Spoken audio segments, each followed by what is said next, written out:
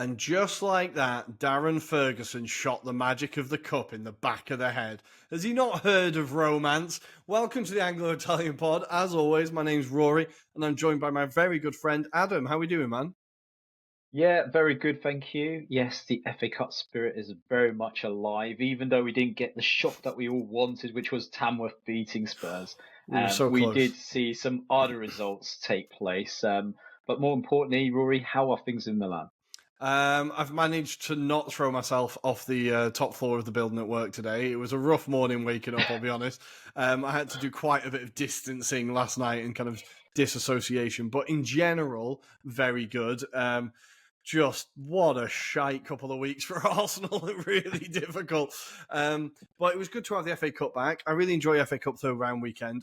What I did enjoy, my highlight of this weekend was just how much people who don't go to football got really angry at Darren Ferguson for not bringing on Ashley Young's son.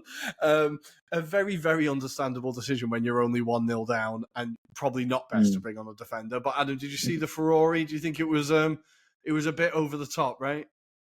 It was slightly over the top when you got the concept. I mean, obviously, it would have been nice to have happened. It's a nice to have, right? But in Mm-hmm. the context of Peterborough were still 1-0 down, they were trying to chase it. They'd already put the maximum amount of subs up until that point. They had to roll the dice and just try. And given that young junior hadn't really played for Peterborough much this season, I mean, he's made basically 3 appearances, and that's off coming off as a sub.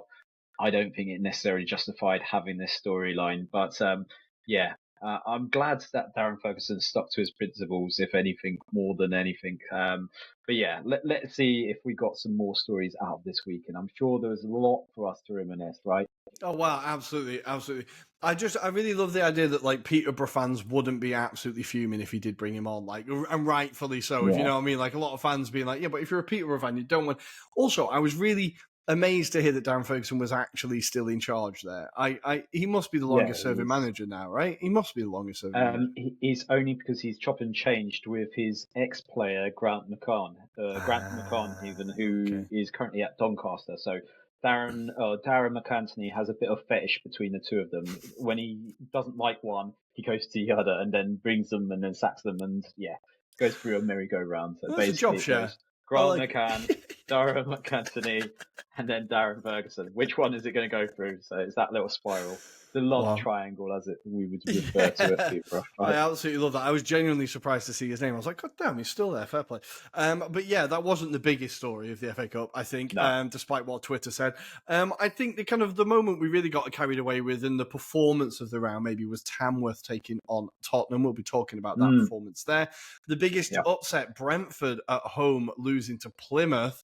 Wayne Rooney yeah. must be absolutely fuming. And yes, fans of Schadenfreude, you will get to hear me discuss Arsenal against Manchester United as we go through that one. And I try to give Manchester United some credit as well as not lose my sanity. After that, we will then be talking about the arrival of the Moisire. He is back. He has returned. He's back in the Premier League. We'll be talking what we think about that and wrapping up what very little but maybe significant transfer business there has been so far. So we're going to take a very quick break. And when we come back, it's FA Cup third round time. See you then.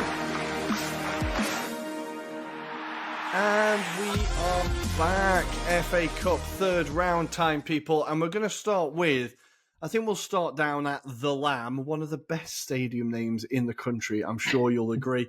As Tamworth 0, Tottenham Hotspur 3 after extra time. Mm, This is one of those games, like, I know all the cliches, absolutely classic FA Cup tie. People watching the game from their garden fences.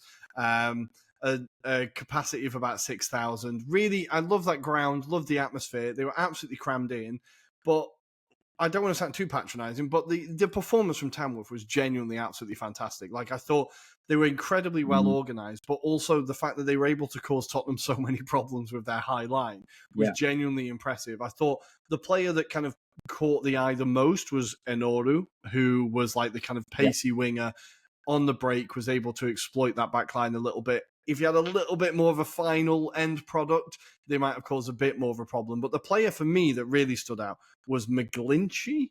I thought he was absolutely mm, fantastic. On that right wing, his ability to pass and beat a man and retain possession, I thought he really stood out. Like, what impressed you about Tamworth's performance? Inevitably, you would say the words like grit and determination, but actually, I thought they tactically played quite well in this match. They took it to the Spurs. I think Spurs struggled with the kind of ground itself. Mm-hmm. Obviously, the surface is one element of it, but it also just the compactness of the attendance, at the Lamb. I think some of those players were a bit overcome by the experience. I Mm-hmm. think it's fair to say. Um, but full of credit to the way that I think Tamworth took and applied it. They knew the weaknesses of Spurs, which was just run at them, right? And I think what we'll kind of allude to is the fact that they just didn't have that clinical edge. They didn't have a finisher. And that was just the only thing, Rory, that eluded this tie Mm-hmm. from potentially being a giant killing. That's all it missed. It missed someone just being in the box.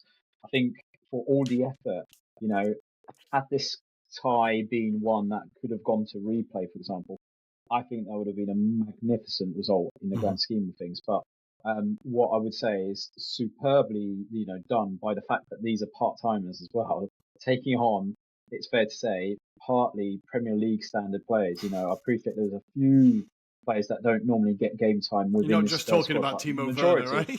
right? Well, that's another subject in itself. That is another subject in itself. But in fairness, I thought Kinski had a good performance Mm-hmm. for Spurs, as did, I think, from my point of view, Archie Gray. I Mm-hmm. thought, despite the barrage of constant high balls delivered at him, and there was huge expectation on him to maybe have a fall or something like that, he dealt with the pressure quite well.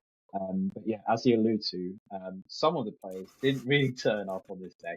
And I think it does cause us wider questions about those kind of performances, especially Werner, whether he actually has a career beyond non-league, Rory. Because at this stage, what do we call this? Because I think it was rightly alluded to the fact that so many people have called it as a player that's probably not had confidence, but you can't say he's not had confidence for this length of time. It's Mm-hmm. just maybe he's just not very good at finishing chances. Maybe he had his hot spell when he was at Red Bull Leipzig at the time, but apart from that, he's never really recaptured that kind of Mm-hmm. form. And I wonder if his better days are beyond him now, because there's nothing about him that really appeals to most managers now, right?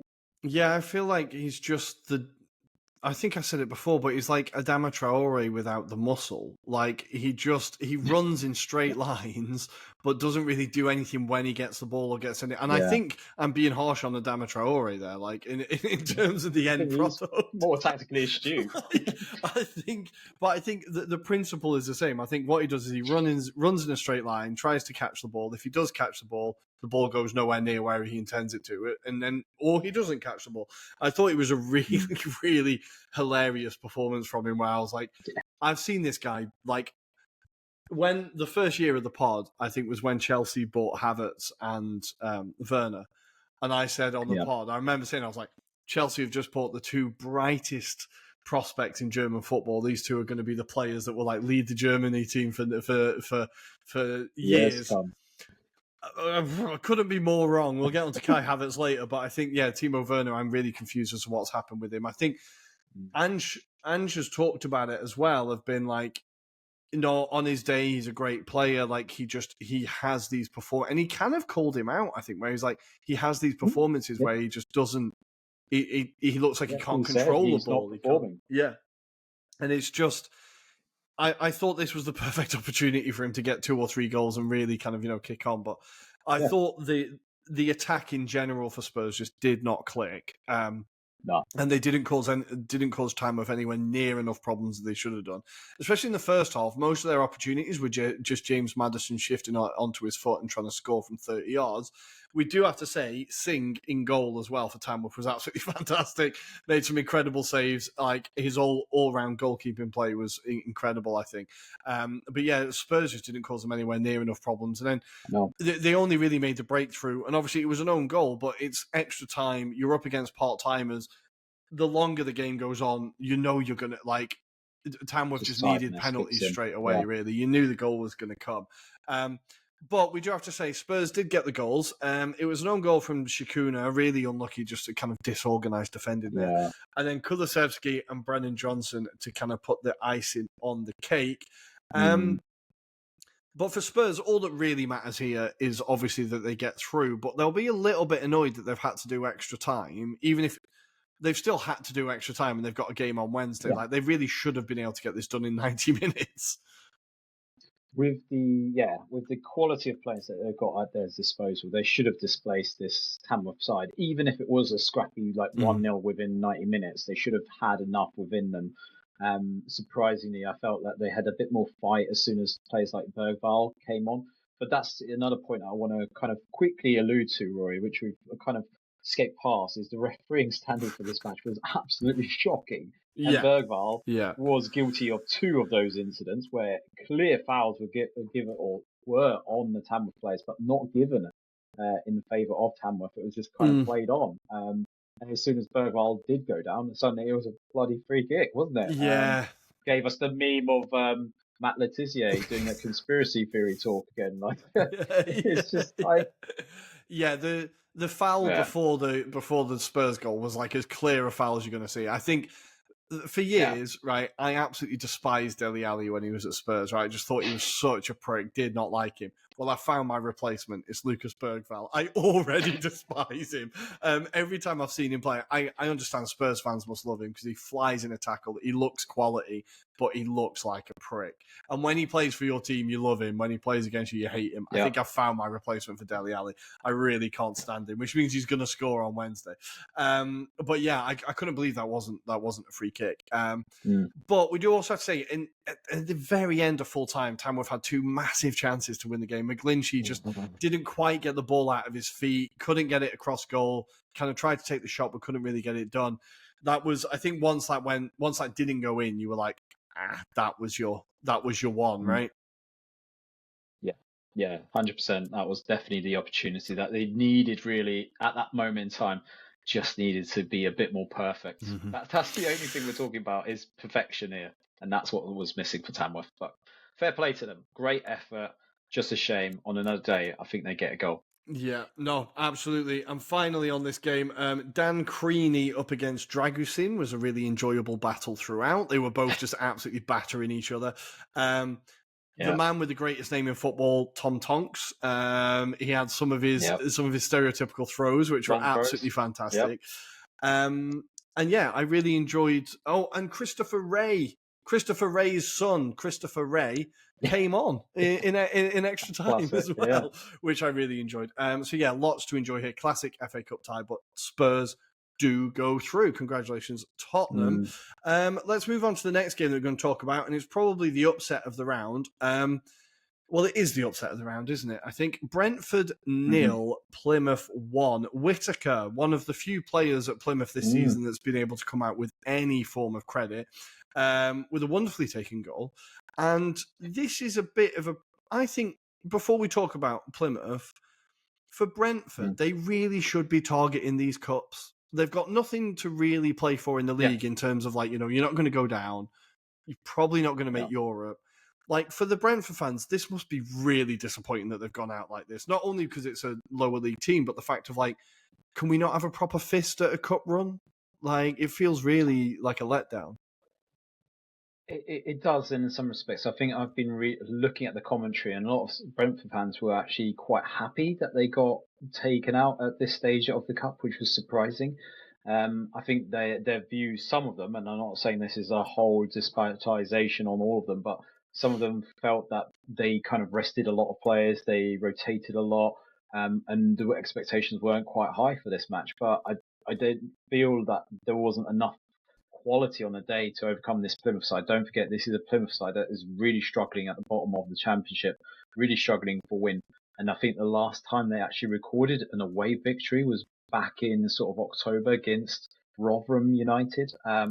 So it's been a while for Plymouth to actually record a away victory. So yeah, I mean, this was kind of a typical performance of Plymouth throwing themselves to the ground, throwing themselves at the ball as well. They're playing hard for each other under their caretaker manager. They've got a new coach that's now just joined in at Plymouth. So you've got that all going on as well. At the same time, they've signed some new players along the way, which is, again, weird for the Plymouth Argyle fan base because, no manager in charge since Wayne Rooney was departed. So completely didn't know what kind of Plymouth team was going to turn up on the day. But fair play to them. They actually played really well on the day, took their goal really well. Morgan Whittaker is a name that was linked with Serie A clubs only last January. He was linked with a move to Lazio, but that move fell through. I think it was on the part of Lazio not willing to spend more money than what was asked from Plymouth Argyle at the time. Classic And Latito, what a I'll be player. honest. Classic Latito. Exactly. Yeah. Claudio Lotito and his stingy kind of bank accounts. But yeah, no, what a performance, and then puts them into a home draw against Liverpool in the next round, Rory. I absolutely love that too. That's like, yeah, it feels like, because when you're down at the bottom of the table, you need something like this to give you that spark of like, okay, there's a bit of a feel good factor around the club again, a bit of a like, got something to play for. Yeah. Fans are in the ground. I think Morgan Whittaker's a player I really like, and like even I know, don't let him cut inside on his left foot because he's gonna punish you. Yeah, and I think he's a really exciting player, and it was great for them to see. The manager, I don't know how you pronounce the name, Nancy Kivel. He played for Plymouth a couple of times, mainly in the lower leagues, but he's a bit of a like club legend from what I could make out. I think he's like a bit of a name around the club, and the scenes of him celebrating on the pitch were absolutely fantastic. Like he was brilliant. properly loving it. But yeah, I just couldn't help feel like if I was a Brentford fan, I'd be absolutely fuming. And if I was Wayne Rooney, I'd be really worried about what this says about my managerial qualities 100%. because he's running out of credit, right? Yeah, I was saying to actually the father-in-law, I don't think he gets another job in the UK. I think he's going to have to go to somewhere like the MLS or potentially Saudi, somewhere like that where he's not going to have the pressures of the media on his back. I just, as much as he's got the ambitions, it sounds like, he's quite stubborn with his style of football. He's not very pragmatic. If you ask any Birmingham City fans, they'll tell you very much the same story, that he didn't change his formation, didn't change his personnel, didn't change sometimes his tactics, and it made it easy for opponents to play them. Essentially, they were conceding lots of goals at Plymouth as well, on a regular basis. It wasn't getting better. It wasn't getting any prettier. And I think even if you would have given him the January transfer window, I don't think he turns it round. I think the aspiration from Plymouth was he's a big kind of figure in that respect, could attract maybe some bigger caliber players to the club. But unfortunately, it just was more a case of his style of football, his management skills weren't up to par for that level as well. I've always felt personally, Rory, that even with his previous kind of holds on the places like Derby, I think he got lucky in some respects. I think he had players that helped him out that were a bit more experienced in those situations. Whereas I don't think necessarily at places like, for example, Birmingham or subsequently with Plymouth, should I say, he's had that kind of fortune, should we say. And he's been found out. Really, he's been found out. And I think he needs to work on maybe becoming more of a coach before he starts taking on the managerial aspect, because he clearly struggles with trying to grapple with how do you get the most out of players at the moment. Yeah, there was a really interesting interview with, who was the player? It was Andre Gray. There was an interview on Ben Foster's podcast where they asked him about Wayne Rooney as a coach, and he didn't even comment on that. It was more what he didn't say than what he said. If you know what I mean, he was like, "Oh, like Wayne is just like a fantastic bloke. We absolutely loved him. Like everyone wanted to do their best for him. Everyone absolutely loved playing for him." And he like just did not answer the question in terms of what he's like as a coach and a manager. It was just like, yeah, English football legend. We loved him. Like what a guy. Couldn't run more for him. And you're like, I can hear exactly what you're saying here. Like none of the players really thought he was up to it, which is unfortunate because we do all love Wayne Rooney. Everyone fucking loves Wayne Rooney, right? So it's disappointing to see, but maybe, going a little bit further down and kind of build yourself back up. Yeah, cutting your teeth a little bit more maybe could be a good move, Wayne. But sorry, Plymouth, we spent the whole time talking about your ex-manager, off Wayne Rooney. But it was an incredible performance, an incredible result, and now you do get a reward of Liverpool at home. And I can't wait to see how that goes. I think it could be another moment for Whittaker to get his name in the headlights again, which would be quite nice because I do, as I said, I do like him as a player. I've delayed it long enough, I think, Adam, probably. Do we think it's time to probably talk about it, isn't it? Yeah, let's do it. Okay, Arsenal 1, Manchester United 1. Manchester United 5-3 on penalties. This game, the first half, we don't even really need to talk about it. It was terrible. The first half was atrocious. I thought from both teams, just nothing happened. Nothing happened. Nothing of Yeah, note. yeah, Arsenal, a lot of possession. United, a few counterattacks. sure. But then the second half comes to life, and it really properly explodes. Mm, I do have to say the counter from Manchester United was just absolutely like yeah. violent. Obviously, Gabriel makes a bit of a slip and a bit of a mistake, but he made up for it later. But I think Mm, within three passes, Manchester United had scored, and yeah, this is I think that the main thing here is the spirit and the attitude that we now see in this Manchester United team. Especially, yeah, we first saw it at Anfield with that 2-2 draw. We saw it when they beat Man City as well, right? Like yeah. Amorim and his ability to get these players up for a big game and get them organised in that we defend but attack. It's really impressive how quickly Mm. he's got this message across. And United on the counter were really, really threatening yesterday. Like he's really getting a tune out of some of these attacking players before we get to the defence, right? Yeah, there's a stark contrast to the Man United team that he inherited and the Mm-hmm. style of football that they were playing versus what he's managed to kind of get out of these players over the last 2 to 3 weeks.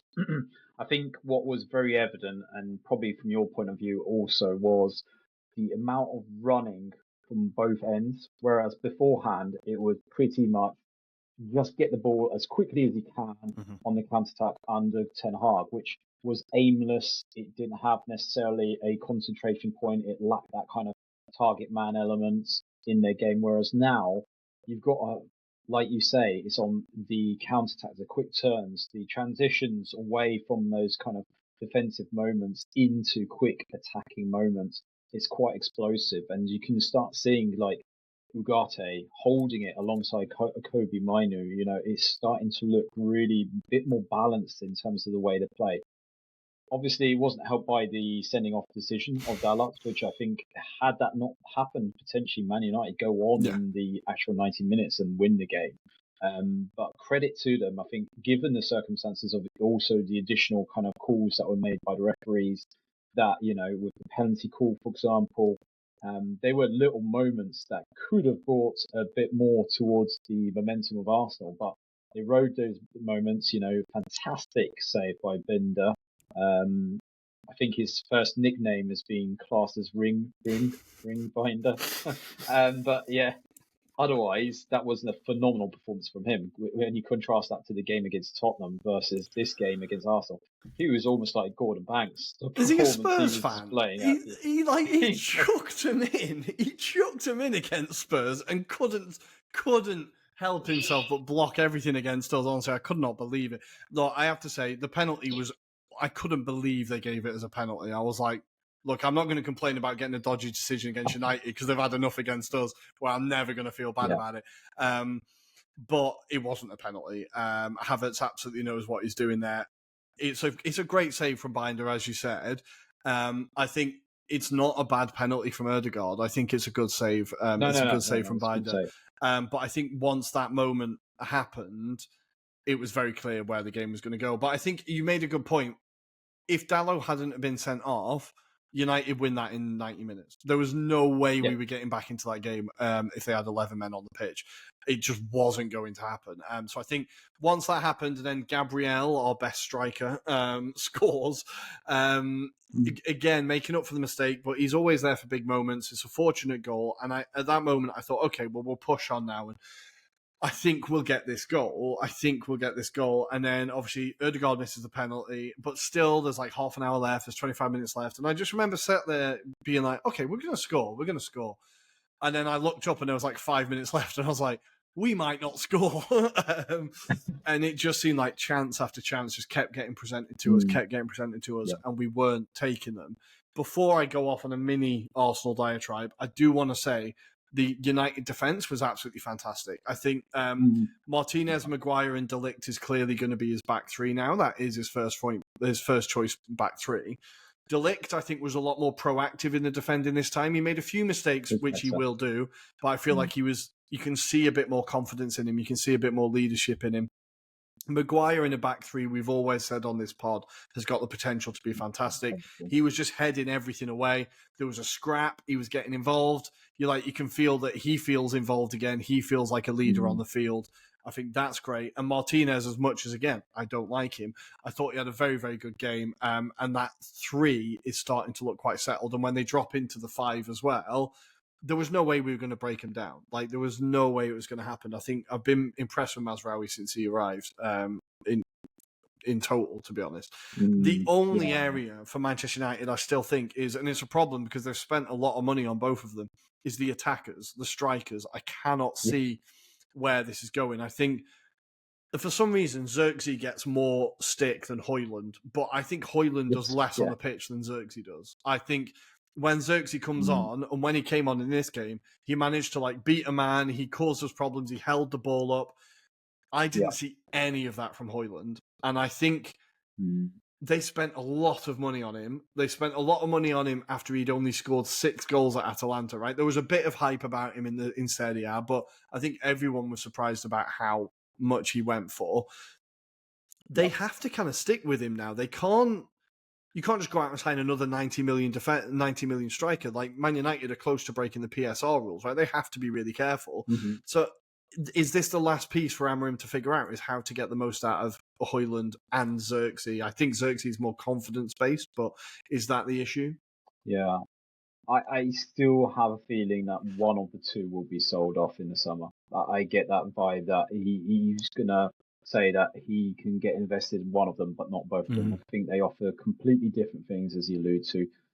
On that Højlund point, I was definitely a fan of his, but I definitely said he's a project striker. He's not someone that you can deliver you straight away results, not to the standard that Man United want immediately from a return point of view. He's someone that you're going to have to build and give him a bit more time, because especially, like you say, it was half a season really with Atalanta, where he was scoring goals for fun, really in a fluid formation under Gasperini. And obviously comes to Man United, which is a bit more disjointed in terms of the footballing philosophies, and it just hasn't worked out. And, when you've got a new manager coming in with a different kind of philosophy and vibe in terms of the way they want to play, again, Xerxes is another player that doesn't necessarily fit that kind of typical Amorim striker role.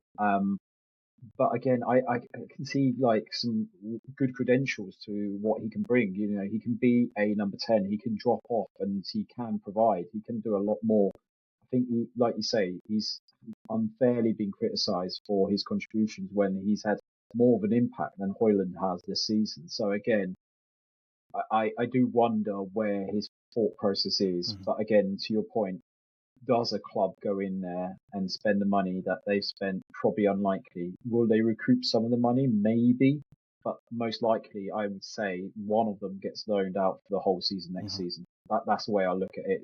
That's the only way they're going to be able to balance it. I think what's more likely to happen, Rory, is dependent on the Rashford situation in January, whether he actually moves on in this window. And that could be the make weight in terms of trying to get some money into the club to allow them to invest into a striker that Amorim would be more likely to kind of get behind this whole team philosophy. But again, I think this whole rebuild process is going to take some time. Like I've already alluded to when he joined, it's going to take at least 3 to 4 years to get them back to the ways and maybe the ambitions that this club wants to be at. Because again, if we allude to how Klopp transformed Liverpool, it took him at least 3 seasons, it's fair to say, before he got to the Liverpool side that started winning titles and winning Champions Leagues and competing in cup competition. So again, I think that's what the mindset should be for Man United. A lot of things to be really happy about in recent weeks, but they need to keep it going. And I think that's going to be the fundamentals. Amorim will get results, but I think he's still finding his feet with this squad. Yeah, absolutely. And this is a real moment for them to light the season on fire and see if they can really push in the second half of the season, see where they can get themselves to.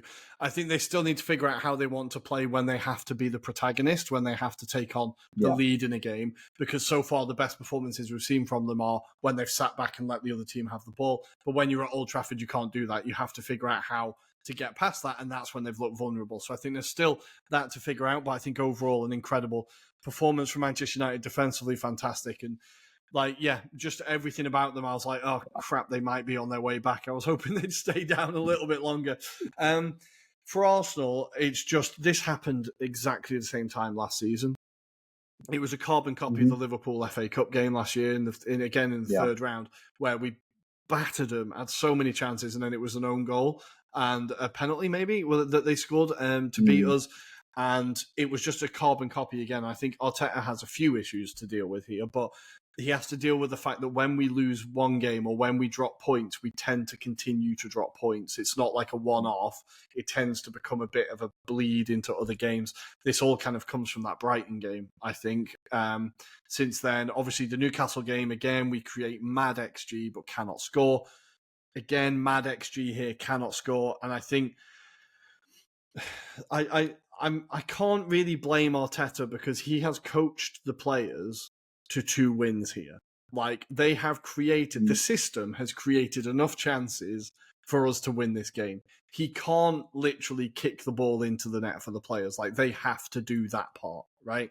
So I think he has done his job, right, in terms of coaching the team and getting a performance on the pitch. The players they get this, like the yips in golf when you can't putt, or in darts, you can't throw the dart. It's happened in several seasons now where they just can't score. And we go through these periods where we create chances, they just can't score. And I think, I don't know how exactly the transfer policy works at Arsenal. I'm not sure. I know Arteta gets sign-off, or gets the final sign-off on players, but that doesn't mean he gets the players he wants. And I think when I hear Arsenal fans talking about Arteta doesn't sign attackers, that's not true. We haven't signed attackers, but it's not that he doesn't want to. We got linked with Mikhailo Mudryk. We got the Andrew Trossard. I still think we got the better end of that deal, but we didn't get the attacker we wanted, right? We wanted to get Vlahovic. He picked Juve. We wanted to get Sesko. He decides to stay another year. We wanted to get Nico Williams. He decides to stay another year. We want, like, every attacking target we've gone for and we've chased quite aggressively hasn't really worked out. And I think that's more down to the transfer team. I think that's more down to Edu as the sporting director, the scouts, whatever it is, the negotiators, whoever it is, they're not getting that done. And Arteta has been left. And he said it at the beginning of the season. He said, we have a small squad. And now, the way this season has gone, with the injuries, with, admittedly, Mikel Arteta's lack of willingness to rotate players anyway, those Arsenal players were exhausted yesterday. Like, even in the first half, they weren't really able to run. And it's quite alarming. We've now picked up another 3 injuries in that game. And you're looking from what was already a small squad to, I'm genuinely thinking, okay, what players do we have in the under-21s that can maybe be thrown in to get a body on the field? Because that's how Saka came in. That's how Smith Rowe came in. I know they were very talented players, but they came in through necessity. And I think if the club aren't going to buy in January, which I'm increasingly scared that they won't, we're going to have to find replacements somewhere. And I think, I don't know where we go from here, honestly. I think it's a real turning point in the season, and Wednesday is absolutely enormous, because if Spurs win that, I think they're only 1 point behind us or 3 points behind us. They go to 3 points behind us. I think they're quite close. And it means that the teams behind us obviously can catch us. And I think all of a sudden we're looking at a top 4 race rather than a title race, and it starts to spiral quite quickly. I've been trying not to catastrophize, but once I saw the news about Gabriel Jesus' ACL, I was like, well, what else do we have to put up with here, really? And now I'm worried about what team we can put out on Wednesday, because in midfield it's bare bones. It's bare bones. The one silver lining I could see yesterday was that Raheem Sterling came on and looked really good. He looked like he was causing problems running at the defence. He looked like kind of getting back towards classic Raheem Sterling. That was a slight silver lining. I think Tierney was good when he came on. Lewis Skelly always looks good. I always enjoy watching him.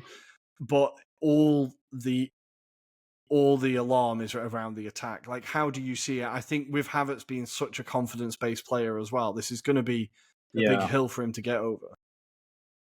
I was going to actually ask you a question on the style of football as well, because I feel this season Arteta's, as you alluded to, has tried to find ways of winning games through creating chances, and there seems to be a heavy reliance at the moment, and certainly something I observed for the majority of yesterday was making sure they made the most of set pieces, for example.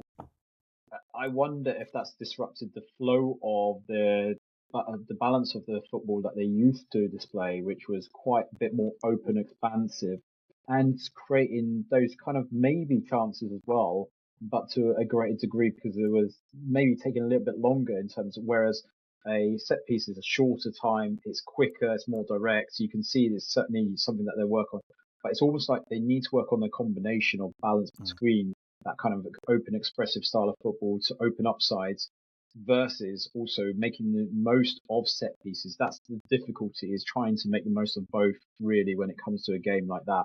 If you had that, you can imagine your XG is going to be even Yeah. bigger than what you had yesterday, for example. But I also wonder if that's also taking away from the style of football that Arsenal are deploying right now. Like you alluded to, there is some tiredness. Is that because they're playing a certain style of football? And like you allude to as well, the reliance on certain players to do a lot of this has meant that like Arteta hasn't rotated, he hasn't given chances to other players. Maybe this is the point in the season where he's going to have to push it through, maybe bring in those under 21s. But I do genuinely fear that Arteta's at that point where the fan base are going to turn on his back the moment results continue like this. Unfortunately, I've always alluded to the fact that I feel Arsenal now need to start winning something, whether that be a League Cup, a FA Cup, whatever that be, just to keep him in the role and stop those kind of murmurs of you haven't won anything though with this style of football. And it feels inevitable that they're going to return now. It's going to be really difficult, but yeah, Wednesday is going to be fascinating from one set of eyes as well, because from a neutral point of view, you can see both sides aren't in great form. This has just got the hallmarks of being a goal frenzy in itself, Yeah, yeah. and it could be an absolutely incredible match. The other scale of it, it could be absolutely dreadful and be 0-0. So it's one of those. I don't think it'll be 0-0. By the No, way, I North think there London will be derbies are goals. never 0-0. They're never 0-0. They're always like 5-6-5 and 5-4 or something. But I think Yeah, I exactly. think you make a very valid point. I think the football is worse than the but there's so many mitigating factors, and I don't want to get too into the weeds with it, but like if I look at the 2022-23 season, nobody expected us to be title contenders. So every Yeah, team didn't sit in a low block against us. So we could just fucking run at teams and overload them. And we played fast attacking football, and it was incredible. One of the best seasons of my life, even though we didn't win it. It was amazing. And then the second yeah, season, 23-24, teams started to wise up a little bit and they started to sit back a bit, but we were still like dynamic and attacking, but we still struggled to break yeah. teams down. And then this year, every team we're coming up against is just putting in a low block, and they're absolutely within their right to do that. It's our job to figure it out. But Arteta, his solution to figuring this out has been set pieces, right? It's been, okay, well, if you're Mm, just going to sit and defend the entire time, we're just going to have to make the most out of the moments that we're in your half. I can absolutely get that, but you're right. It's taken away from every other part of the game. It really annoys me how long it takes us to take free kicks and corners. It fucking winds me up. It takes us forever to take corners, throw-ins, free kicks. Like the moments that we were the most threatening last night were when we were quick, when we were dynamic, when we were yeah, running. direct. If Yeah. you're constantly slowing it down, United can set again.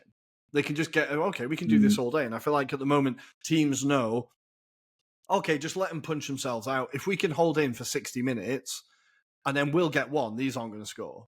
And I think that's how yep. teams are seeing it at the minute. So I think it's a real conundrum for Arteta to figure out. But Yeah, pretty much. I Yeah. really hope he does, because I'm not one of the fans who's chasing him out. I really will never thank him enough for how he's turned the club around in such a short amount of time and the culture and everything. But there is a bit of a Yeah. voice in the back of my head of like, what is happening here, and why does it feel Mm, worse? Why does it feel each year mm, it feels a bit worse? Even though we got better numbers last year, we got closer to winning it last year. I don't know. It's just this year is, but again, the injuries, everything this season has gone wrong for us. So I think, Yeah. again, there's a million different factors, but it's just very, very, very disappointing. And the players, you could see it as well. Like, they were all lying on the pitch, just gutted. And I was like, guys, just stand up, please, and try and forget about it, because we need to win on Wednesday. Like, we need to. Yeah, exactly. We really need to. But we're going to leave that game there, because I need to not think about it ever again. And this is my therapy session. But Adam, do you want to take us through what else happened in the FA Cup? Any other stories that caught your eye? Yeah, so I'll take us through some of the other kind of key score lines. On Friday evening, my beloved Wickham knocks out Portsmouth 2-0 in what was probably the most frozen pitch kind of episode of the day. It was like -4 conditions. Absolutely a lot of credit to everyone that attended that match. But Wickham are through to the next round. Unfortunately, we didn't get the dream tie. Unfortunately, we either faced Charlton Athletic or Preston away. So, exotic. Not the tie we wanted at all with that one. In other scorelines, Liverpool beat Accrington Stanley. Yeah, the team that we didn't know who the hell they were. They got beaten 4-0. But our good friend Federico Chiesa is on the score sheet. And that was beautiful for all to see. Leicester City set themselves up for a tie against Man United after they beat QPR 6-2. I found this quite ironic though, Rory. I saw a clip of QPR fans chanting, "We cannot see, we cannot see.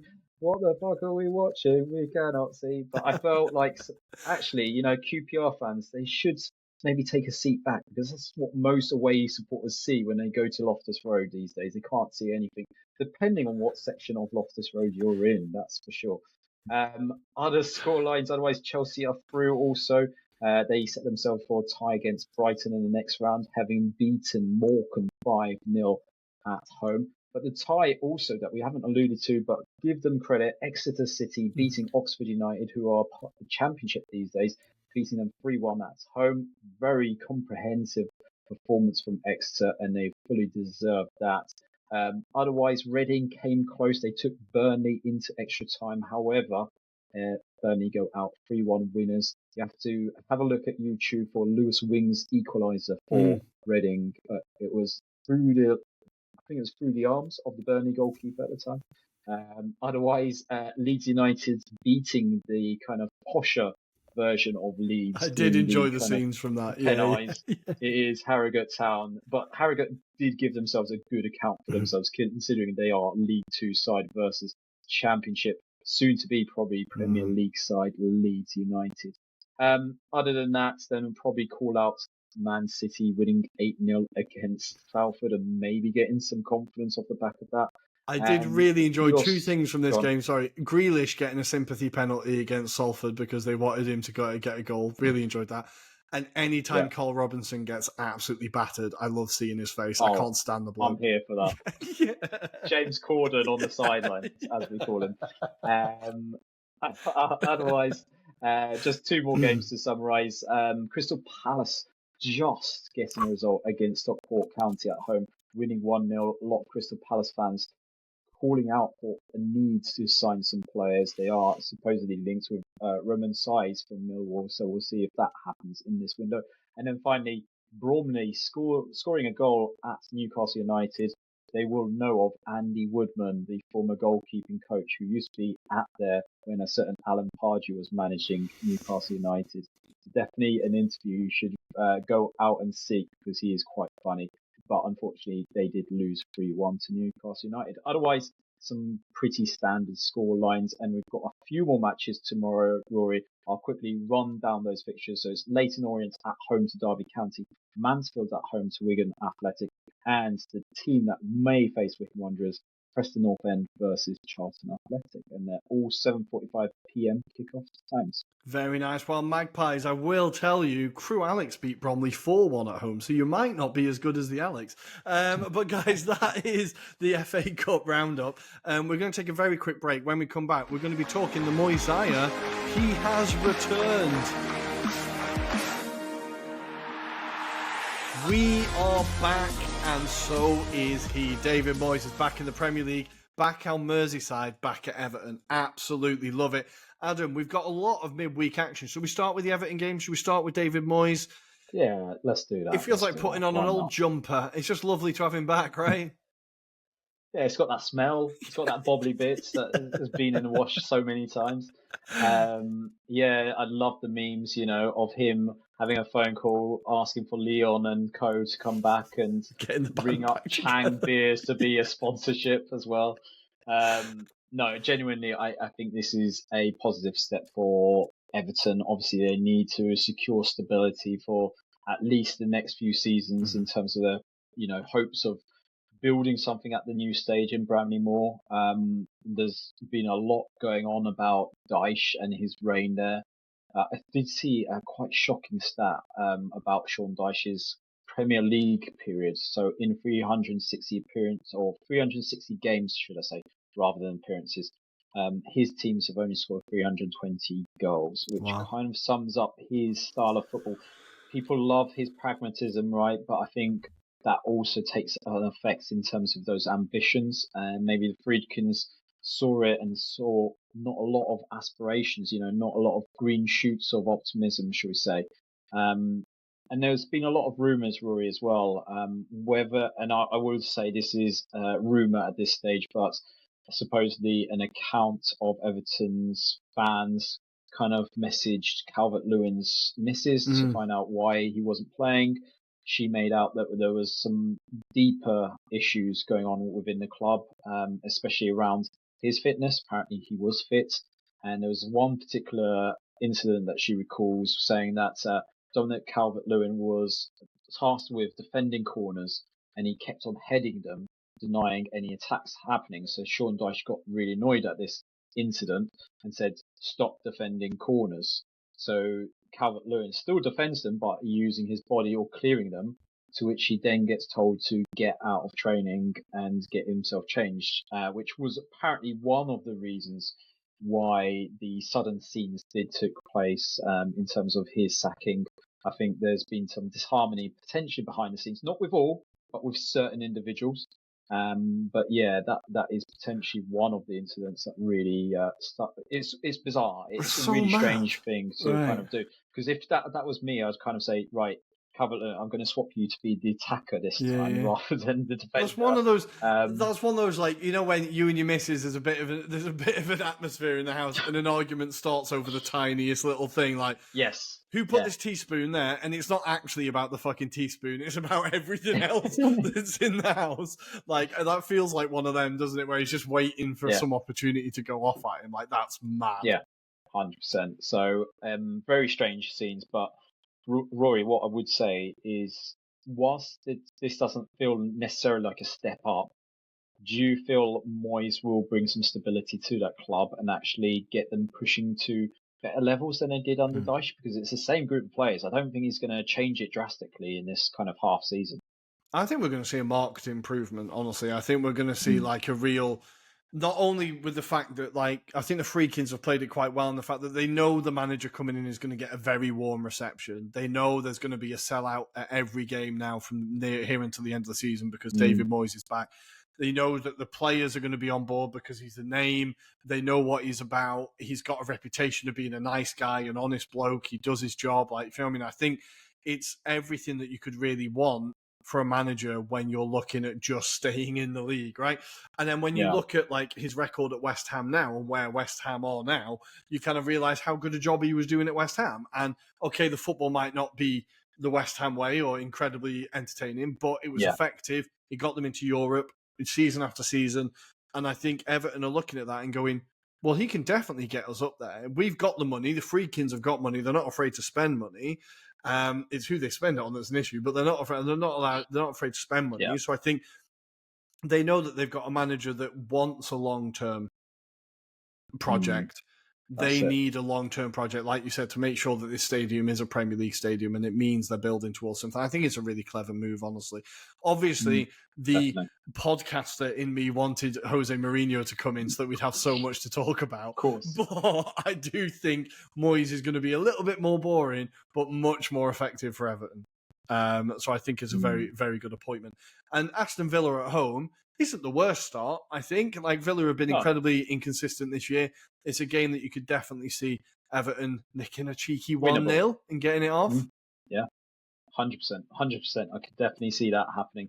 I do wonder, though, long term, do you think they could have gone for someone a bit more aspirational, like a Lee Carsley, perhaps, given his links to Everton as well? That's a very good point. And I think, again, in a couple of years, when they've solidified and they're not constantly in relegation battles, that's the time where you can look and go, okay, let's try and we've got something to build on. Like, you have to remember, Everton have been fighting relegation for the past 3-4 years now. Like, they have to just get solid, a couple of 12th place finishes, really boring, and then you can start building from there and go for your exciting 100%. managers. But I think David Moyes, he has a chance to really right himself. He's already an Everton legend, but to kind of double underline it in terms of you've cemented the new stadium legacy as well. So I think it's exciting times for Everton fans. They must be really happy, honestly. And I think just for that moment 100%. Of seeing Seamus Coleman and Leighton Baines in the manager's dugout as well, we'll always have that. Open the doors to the new stadium with the water flooding in, right? That's it. Well, I did see it on Joseph Yobo's Yo-Yo, one of my favourite Twitter accounts. It was just it was a kind of parody official statement from the club, and it's like, let's make sure we give David Moyes a nice warm reception and give him something to boo about nice and early. It's just really fucking good, really good, really good. I absolutely love it. Oh, brilliant. But there's lots of action this midweek. Right. What are the games, Adam? Take us through it. Yes, let me start off by talking about Tuesday's games. So hopefully you're listening to us on a Tuesday. But we'll start off at 7:30 p.m. and we've got Brentford at home to Man City.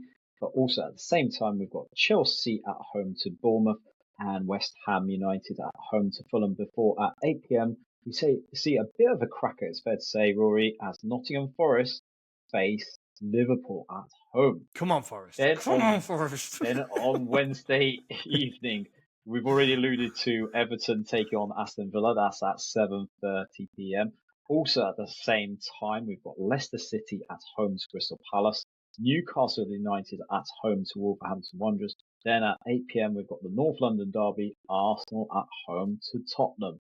Before on Thursday at 7:30, we've got Ipswich Town at home to Brighton and Hove Albion. Before at 8 p.m, we've got the potential curveball for Man United as they face Southampton at 8 p.m. And that is your fixtures here, Rory. You know, my Wednesday night is actually my brother-in-law and his family are coming to visit. So there's currently a debate in the house as to what the deal is going to be on Wednesday evening. They're supposed to be having dinner around our place, and I'm like, well, if we're here, the game has to be on. But I also don't want to publicly embarrass myself in front of those people with how angry I'll get if that game doesn't go how I want it to go. So think of me with the mental turmoil, listener, as to what I'm going to have to go through on Wednesday evening. It's going to be a dinner of me not talking to anyone and staring at my watch, waiting for notifications. But we will see. Guys, I think that's everything this week. I think we've covered it all off. That's everything Premier League and FA Cup. What more do you want? Adam, anything to say to the listener before I send them home? If you are a listener on Apple Podcasts, that's all I ask you to do on every of these episodes until the end of this season, is to give us a review. It doesn't have to be specifically on Apple Podcasts. You can still give us a rating on Spotify as well. However, on Apple Podcasts, we just need you to write a balanced review. Even if you don't like us, just give us a bit more balance to the one that is already there and giving us a bad reputation. So appreciate that from the biggest of my hearts anyway. My sins will forever follow me around because I slagged off Scottish football. I didn't mean it, SPL. I didn't mean it. How dare you? I didn't mean it. Well, listener, thank you for joining us. As always, we appreciate you choosing to spend your time with us. Make sure you go over and check out our Serie A episode. It was a pretty decent weekend in Serie A this weekend. Lots to talk about, lots of goals, so make sure to go and check that out. As always, on all the social medias, we are at Anglo-Italian Pod, except for Twitter. I've been calling it X the past couple of weeks. Utter woke nonsense. It's Twitter. It's at Italian Anglo Pod if you want to find us there. And make sure to check out our TikTok because Adam and Andrea are doing fantastic work over there and I'm refusing to get involved and I apologize. I will be getting involved. Guys, go check out the Serie A episode. We'll see you next time. See you later.